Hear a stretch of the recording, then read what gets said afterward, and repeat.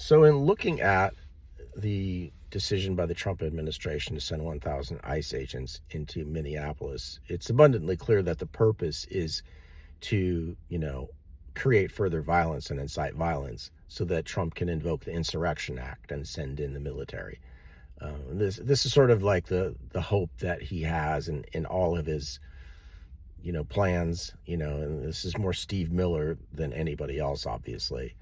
All of his plans are sort of built around this sort of apocalyptic view of the world and how, they need to go in and sweep away the liberals, whatever foolish nonsense they're thinking inside their heads.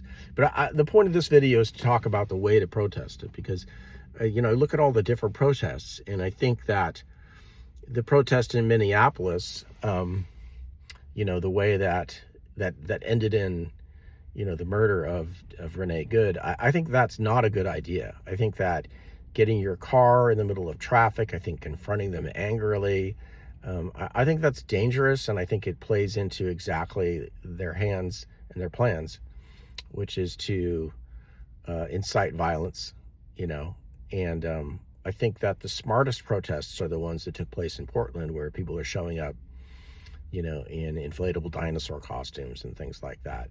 They're dressed like frogs.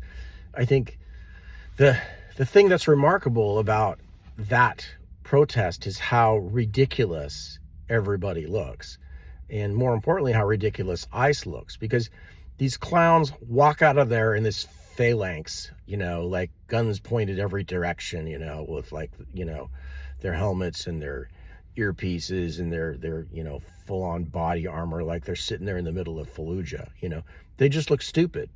And every time they are in a situation where somebody is really screaming at them, yelling at them, and there's all of this tension, it plays into their hands.